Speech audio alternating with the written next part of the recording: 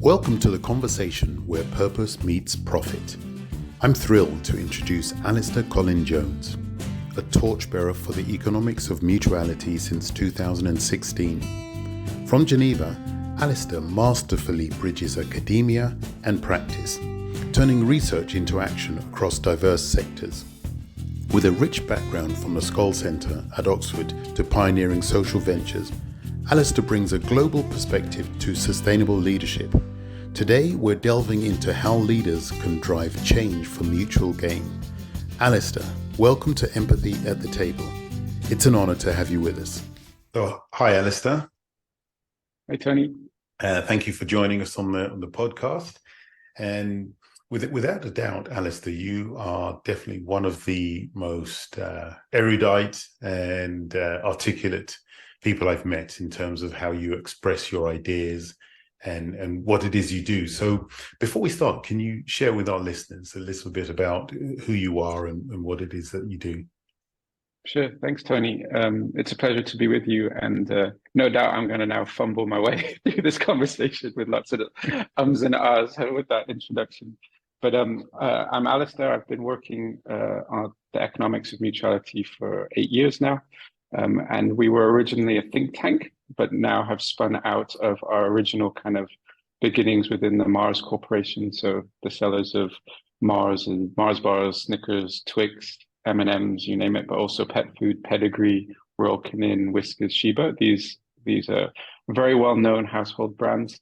And now we're a consultancy based in Switzerland, in Geneva. And my role at Economics of Mutuality is to lead our executive education work. So we run a number of programs with Oxford University, as well as to lead our consulting engagements with large corporations typically, but hopefully that will be also including smaller, medium enterprise businesses in the future. And our work is really to help others put their purpose into practice. So our space, you might call it sustainability, but to be honest, it's more change management. And helping leaders to take their teams in a direction that puts sustainability topics or purpose topics, as the conversation now has, at the heart of the way that they create value within their business. There's a lot of talk these days about sustainability and purpose. How much of this do you think is real versus how much of it is just the fad of the moment? Yeah, I mean, that's a question that keeps me up at night sometimes. When you're giving yourself, every day to this kind of work, you question, and especially in consultancy, where so much of the success of the program and the work that you're doing depends on the quality of the relationship you have with your counterpart in the organization. Coming to clarity on, are we both in it for the right reasons, or have we somehow, talked past one another? And there's a joke that I use now that, having done it for 8 years, people sort of chuckle and feel a bit awkward, but don't quite realize how much I'm getting from asking or making the joke. And the joke is, I'm just going to check, are you one of these people that goes to a church and runs up to the father, the pastor at the end of the church service and goes, "Sorry for bothering you. I have a quick question. I'd like to know what's the least amount of money I need to give you for everyone in the congregation to think I'm generous?" And they look at me a bit puzzled. And of course, the point is, no really generous person comes up with that question. What's the least amount of money I need to give? And obviously the second part, for everyone to believe that I'm generous, but not actually be generous. And there are a lot of companies now that come to organizations like ours and say, Alastair, what's the least amount of purpose I need to do for everyone to think my business is really purposeful? And if that's the starting point, then it's sort of, let's shake hands and go in other directions, because that is a direct line to purpose washing, greenwashing, you name it. I think now we have pink washing. So the answer to that kind of question, an honest answer to that kind of question, is what I seek. And the honest answer is usually, we're not where we want to be. We wish we were further along. We have more answers. We have more questions than we have answers. And we're looking for something that isn't what we've always done in the past. And that's the raw material for good purpose work, for taking a company in this kind of purpose direction. So what kind of traction are you getting in the corporate sector? Again, it's to be honest, a mixed bag. We have every corporation at this point wants to have the conversation. So that wasn't true pre-2020, where a lot of people would say, we don't have time for that kind of thing. Anyway, we have our philanthropy programs, our volunteer programs. So we're happy making money one way and giving it with the other hand. So, and those two things don't need to have a conversation. We can run kind of these parallel tracks. The viability of that way of thinking, especially since the pandemic, has really kind of become less secure. So there's a lot more businesses saying, no, we need to bring the sustainability questions, the purpose questions into the core of the way we think about how we make value. The big challenge that is universal across companies is, how does that change our status quo? Because that's such a big departure. What does it mean for the way that we run our business today if we make this decision to include sustainability in the way that we make value? And that is a very human challenge. So when I first started the work 8 years ago, I thought, surely this is just a matter of coming up with better ways to measure things like trust, well-being, our natural capital footprint. If we can stick that information in front of leaders, surely they'll make better decisions. And of course, it couldn't be further from the truth. Yeah. It's so, these are people who have made their careers functioning in one way, and now you're changing the rules of the game on them. And that doesn't happen in a linear way. It isn't welcomed with open arms. Oh, thank goodness, because I hated this anyway. It's actually, but hang on, this is predictable, understandable, knowable. I can anticipate what this looks like 2-3 years from now. And I've been promoted for the last 15 years on the basis of running my companies in this way. And now you're saying I should do it another way. And so my own personal journey has been to realize this is not a technical challenge. This is an adaptive human challenge. So when we were preparing for this, you actually said that you don't really have much interaction with negotiation on a daily basis, and I read that and I thought, if anyone is negotiating on a daily basis, it's Alastair, right? It's how you are articulating your ideas, your ideals to these companies, and then how you're navigating those complex conversations. So I've got two questions. The first question is, what do you perceive as a negotiation? I guess it's, as ever, language is important. It tells us what we include and what we exclude. And, in talking with you, and clearly the way that you inhabit this kind of space of negotiation, you have a much more inclusive definition of negotiation. It's not when you sit down in front of someone at a table and you have a contract to work through or a problem to work through. And so it's, I've had to do let's get rid of the corporate lawyer image in my head, or the divorce lawyer image in my head, and think about broadly what is a negotiation. And of course, any conversation in the end ends up being a negotiation. And in that light,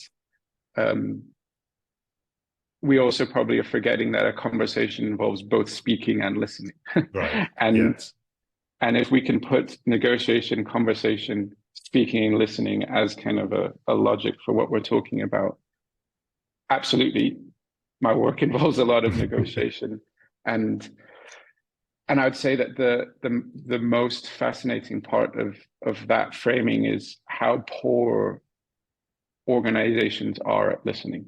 And that is a core part of I guess, our, despise the phrase, but let's just go with consulting toolkit. Is what does it actually look like for a large organization, a Mars, a Nestle, a P&G, to listen, to really listen, not to already have the bright idea in their head, pretend to listen, and then say exactly what you would have said without having heard the other party, but actually allow your thinking to change because of what you've heard. And we have two images that that we often use as ways of framing what good listening looks like.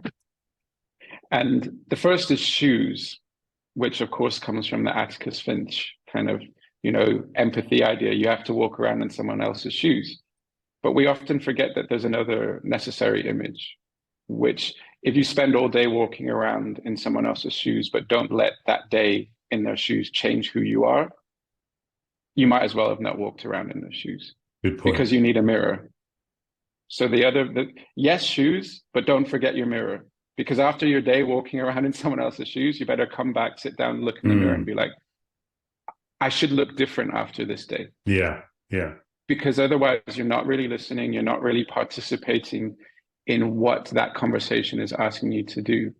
And our work, we call it technically ecosystem mapping, but all it boils down to being really human, this trait of empathy, of yes, put on someone else's shoes, but don't forget your mirror, allow yourself to be changed. And I like that. The other image that we bring, again, it's another pair of images, is again, business leaders are very good at bird's eye view, especially the more senior you get, the bird's eye view feels very at home with them. And then you have technical leaders that are good with what we call the worm's eye view, literally getting under things. But leaders of this type of work, of purpose work, of sustainability work, need both the bird's eye view and the worm's eye view. It's not an either or. And that is because you need to be able to see the patterns that a bird sees, because of the way that our biggest sustainability challenges are complex, connected systems. You need to see the knock-on effects, and that's what a bird sees. But you also need to understand how context and being local, we might have I'll take an example of, let's say, the single-use plastic problem, and we've done a lot of research on this. There are some bird's eye view trends around the problem we face with single-use plastics. But how you deal with single-use plastics in Germany versus in Indonesia or in India is radically different. If you don't have the worm's eye view, and you try, and this is what businesses try and do, and they call it scale, right? It works one place, so let's just do it again and again and again around the world. No, that way of operating is not going to give you success in the sustainability sphere. You identify global patterns, bird's eye view, but you get underneath things. You get into the earth, the soil, and that worm's eye view kind of image, and begin to understand what it's like in the soil of an Indonesia, in the soil of an India, in the soil of a Germany. And that soil will be very different. So shoes and mirrors, birds and worms. Shoes and mirrors, birds and worms. I like it. Yeah, I mean, so this is Alastair, this is emotional intelligence that we're talking about, right? How to be able to empathize with our stakeholders, with what they're seeing what they're seeing, but also allowing yourself to change your perspective. The challenge that I see is the world in which we live in tends not to reward people for changing perspectives. They tend to reward people and companies.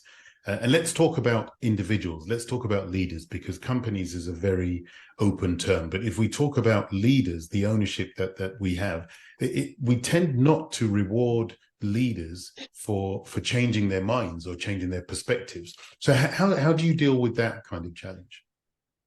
Yeah, absolutely. And it's absolutely, I mean, I think we can relate to that in a personal sense. So this year I've been married for 10 years, believe it or not.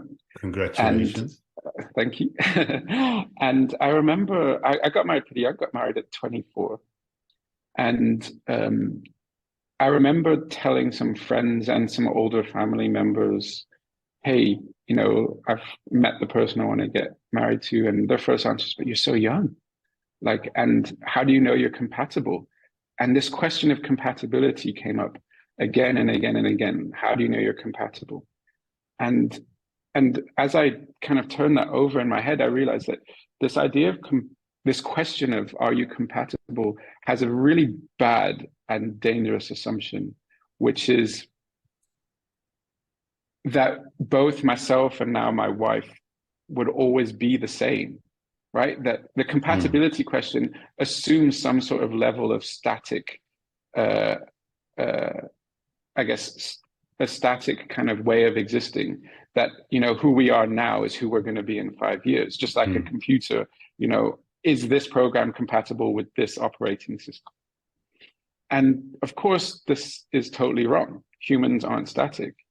So the language of compatibility and the framing of are you compatible is totally unhelpful, because you might be compatible now, but the reality is, and don't we all know with divorce rates and relationships, that we might be compatible now, but in 5 years we might not be compatible. So how can you start off a conversation around that is clearly long-term in its perspective with this question of compatibility? And this issue shows up in senior business leaders as well, because there's a mistake in thinking that what is complicated and what is complex is also the same. So I would say that our senior leaders are very good at managing complicated problems, and the difference, but very bad at managing complex problems. Why? Because the difference between what is complicated and what is complex is exactly what your question is pointing at, is that complex things change and adapt over time. And the more you fiddle around, the quicker that complex problems can change. So whereas complicated problems are predictable, there's a known answer, there's technical solutions usually, you can plan in advance. Yes, it might have many moving parts, but there's a linear way that a complicated problem progresses. So a good example, if we are brave enough to go back to the COVID days, developing a vaccine is complicated, but not complex. Why? Because we know how to develop a vaccine. The history's there, the manual's there, the tools that we need are there, the regulation, like we know what it takes. Getting a whole population to be vaccinated with that vaccine is a complex problem, because people have different cultural views, they have different worries, fears, anxieties, they have different assumptions about why you might want to be vaccinated. And as people voice those opinions, the challenge of getting people vaccinated gets harder and harder. Vaccinating people is complex. Developing a vaccine is complicated. And if we conflate these things, we make this mistake of thinking that who I am today will be who I am even tomorrow. And we make the mistake of lowering the importance of our agency. And I think this is a key part for our own personal development as leaders. How you show up and the way that you participate in complex challenges affects the outcome materially, because that is the definition of complexity, is that your participation in that kind of problem, that kind of conversation, actually changes the way that the system could be organized. And that puts a great responsibility on how we show up, how we prepare to have a complex conversation or to tackle a truly complex problem. Yeah. And I guess also there's,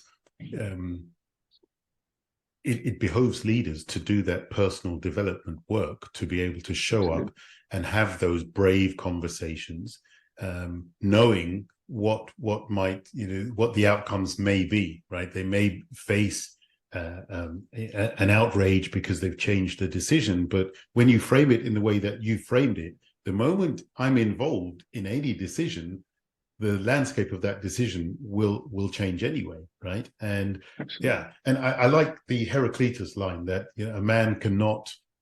What's the line? A man not step in the same river. Yeah, that's right. So a man cannot step in the same river twice, because he's not the same man and it's not the same river. And I really, I wish we could have more of that in our leadership. I wish we could create a framework where it's okay when new evidence comes to us, new ideas come to us, we can create that framework where it's okay for us to develop our ideas further. You talk also in your work about the difference between synthesis and compromise when it comes to making decisions. Can you share a little bit more about what you mean by that? Absolutely. This is what I would say is kind of the leadership mindset to maybe in your language, emotionally intelligent leadership. We would call this like the core mindset of adaptive leadership. And again, we have an overly pervasive, dominant picture in our heads. Again, there's a philosopher called Charles Taylor that talks about having unthought thoughts. So these are the assumptions that are so ingrained in our thinking, we can't even recall them. They're somehow in our unconsciousness. And that's this image of a spectrum. How many times in a business meeting have you heard, oh, it's a spectrum and we're somewhere along the way? Yeah. This image is what gets you into a trade-off mindset, a compromise mindset. So, let's just take a very basic kind of maybe potentially volatile negotiation. It's me on one side, you on the other side of the spectrum. And is the goal of our negotiation to find some kind of middle ground between me and you? And the synthesis mindset is simply saying, but isn't there a third option here? There's me and you, but isn't there us together? Right. Again, independence and dependence. Independence on one side, dependence on the other. And we need to find some kind of middle ground between independence and dependence. No. Isn't there a third option? Yes. We call it interdependent. Right? So we have all of these examples of ways where actually, if we just stop and say, no, this is not a spectrum where we have, two extremes and we have to find the middle ground. Right. Let's push ourselves to finding the third position, which I would say is a synthesis. And maybe one last example, again, where we fall foul, we have the rational and the emotional, two ends. And what we need is some kind of happy mix of the two. Said no. I'd say the third is something we call wisdom, right? That is both fully rational and fully emotionally rich. And there's a huge kind of literature and philosophy around how you create a synthesis. And one of the big proponents of that is a German philosopher called Hegel. And you might detect that I might have studied some philosophy at some point in my education. And the German word that he uses for synthesis is, and pardon any German speakers right now as I pronounce this, is Aufheben. And as you know, with German words contain a real variety of meanings in a single word, and this is no different. So in this word Aufheben, which we translate into English as sublation, there's kind of three moments, and those moments are removal, preservation, and evolution.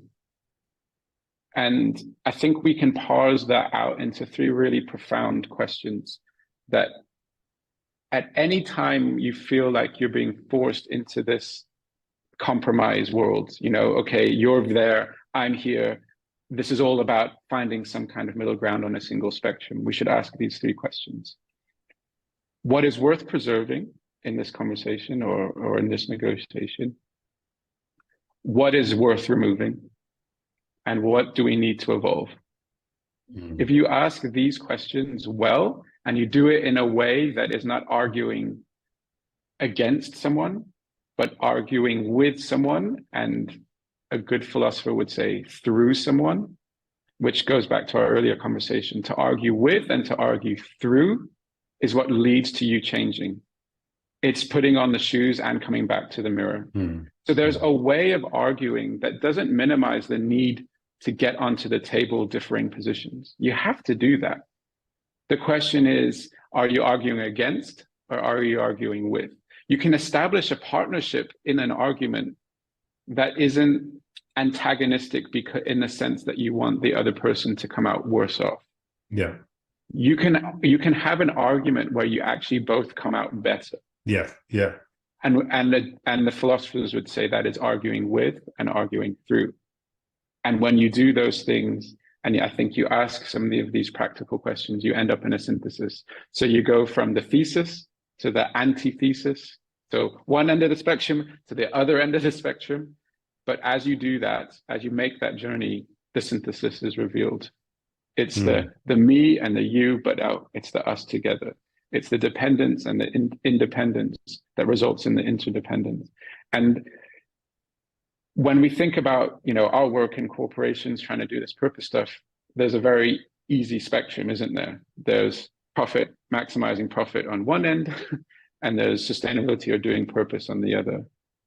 And most business leaders will say, my job is to find the middle ground, is to find some kind of trade-off. And we all know what gets traded off when you put profit maximizing and purpose or sustainability at one end and profit maximizing at the other. And our executive education is, no, what does it look like for a leader to look at that problem and say, no, this is not two ends of a spectrum. There has to be a synthesis here.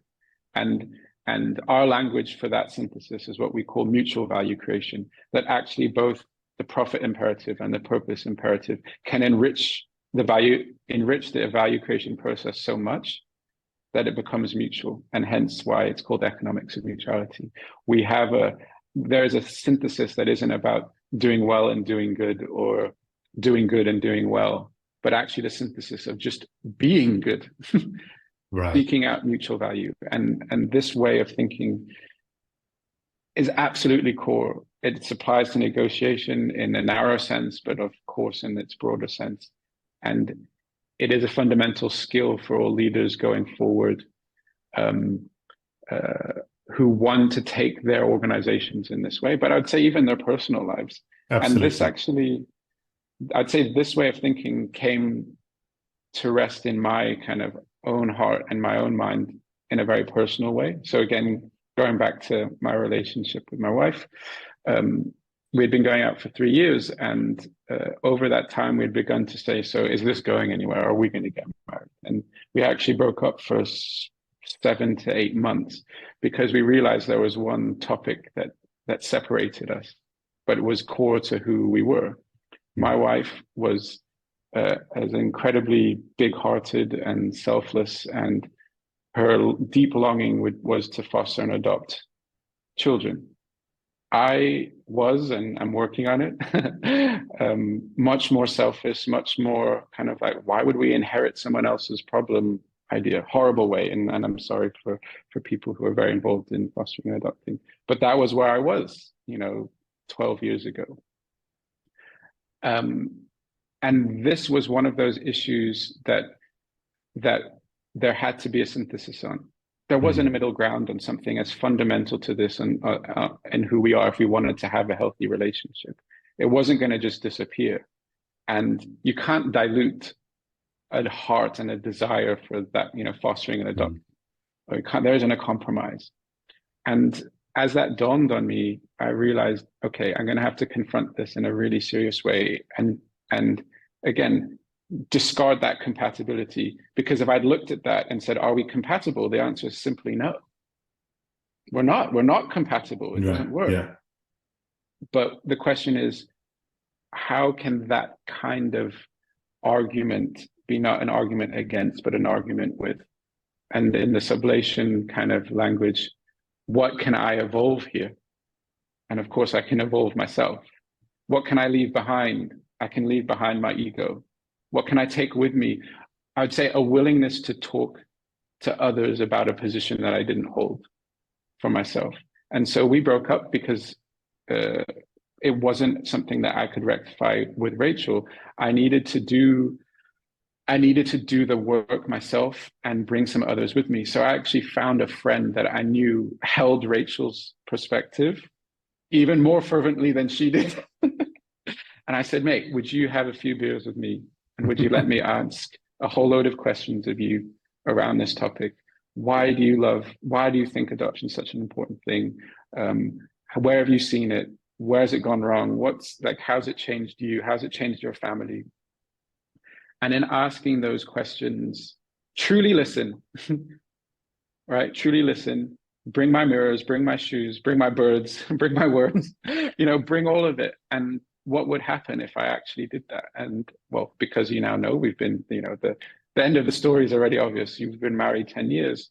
And so I found a synthesis. And you have a kid?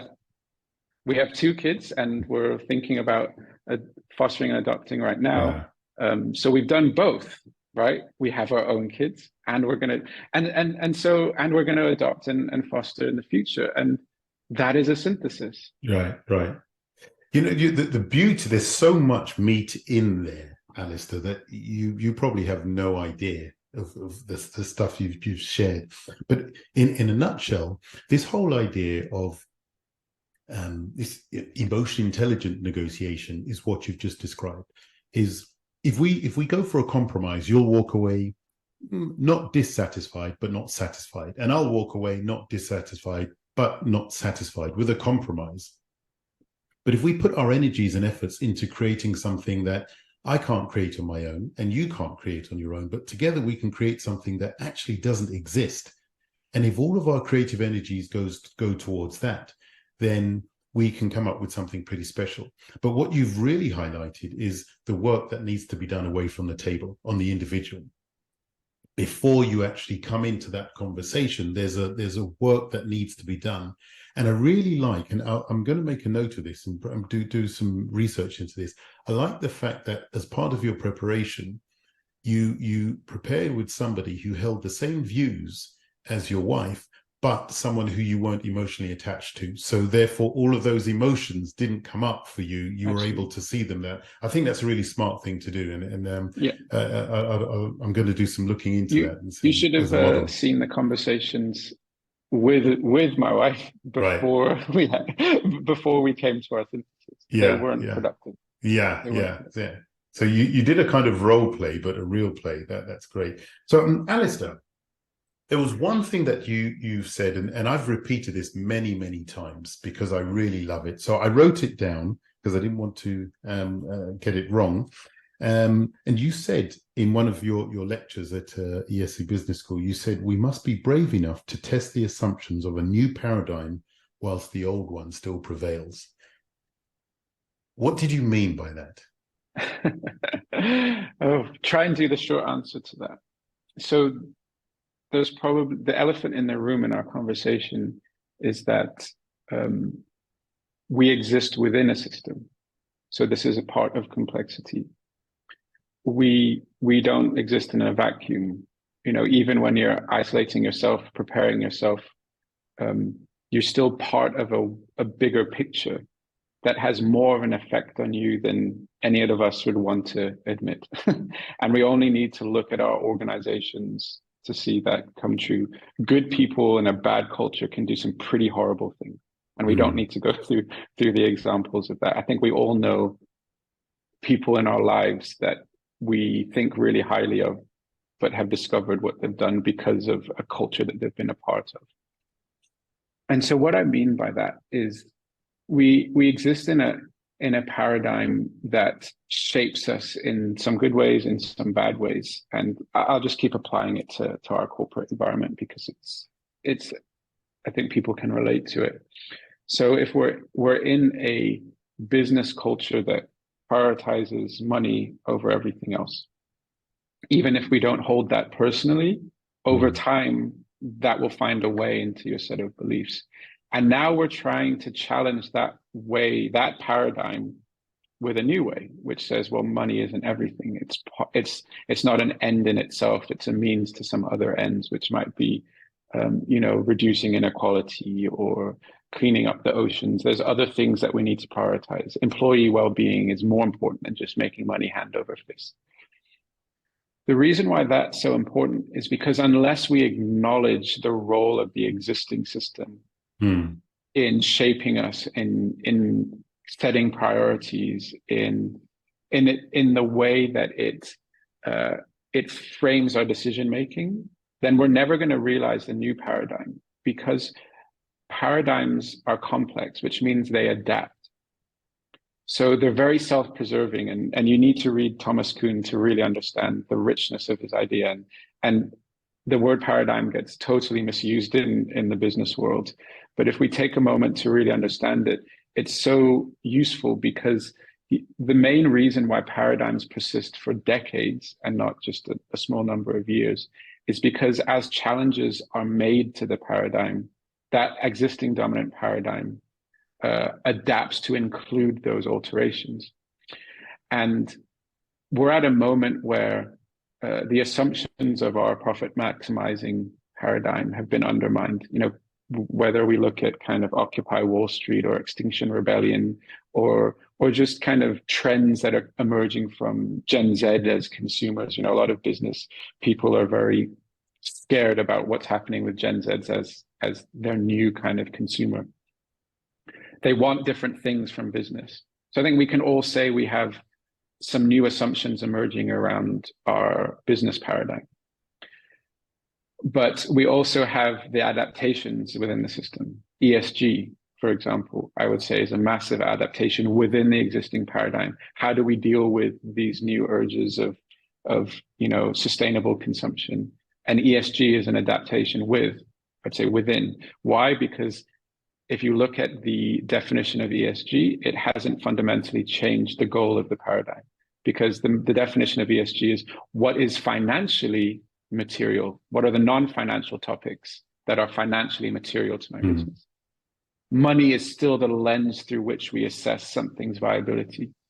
But if we were to have a new paradigm where that's not true, we're going to have to put into practice some other ways of thinking to grow a viable alternative. And that statement of we're going to have to live in the existing paradigm whilst we build the new one is so key, because a paradigm in Thomas Kuhn's thinking, an alternative paradigm becomes successful because it can be practiced. So if our conversation remains pointing fingers at the old paradigm and trying to say how bad it is around its assumptions, but we have no one actually practicing what that new paradigm could look like, Thomas Kuhn says there's no reason throughout history for us to think that new paradigm will come in, because the old one will just adapt sufficiently to negate the need for a new one. So for leaders, what this means is, if you are one of those people that goes to work and says, I can't be practicing these assumptions anymore, then what you need to do is be able to live in that paradigm that you are. Don't give up your job, please, is my plea. We need people who feel like in our largest corporations, stay in your job, please. Don't become a social entrepreneur just yet. Be an entrepreneur, a change maker in your organization. But think about how can you make daily decisions that go against the current paradigm, but build a new one. And the more that people around you see that you're building something different, the more they'll join you. And what's beautiful about Thomas Kuhn's thinking is that he says, don't worry, the alternative paradigm doesn't succeed because it's perfect. It actually succeeds because it's practicable, but that there's still lots of questions to be answered. And that is such a relief, especially for me. For me too. For me too. It's the incompleteness that will attract new people who want to do it.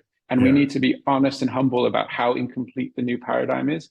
But absolutely robust and determined on how important it is to still practice those assumptions. Super. So we can embrace the incompleteness, but be determined on the fact that we still need to give it a go. Fantastic. And as we traverse and exist in that liminal moment, right, between two paradigms, I'd like to thank you so much, Alastair, for sharing today. It's been totally enlightening. I've had several conversations with you, and each time I have these conversations, I go away with pages of notes and my mind blown. How can our listeners, how can they find you? What's the big thing that you're into at the moment that they can help you with? Yeah, well, I'd love to collect these stories of leaders who find themselves in this tension. So if you're a leader that's sat at your desk saying, not another day of this, of this trade-off world. I think so many leaders are in this trade-off world. There's just so many plates that they feel like they need to keep spinning. And the purpose sustainability one is just another one that's getting added. And inside, they're like, I'd love to focus on that.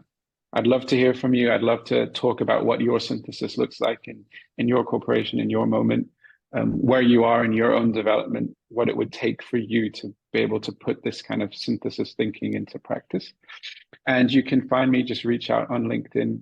I'm not someone who does Twitter or Instagram or any. I've made quite a conscious decision to disappear off those platforms. So find me on LinkedIn, send me a message, and I'd love to connect.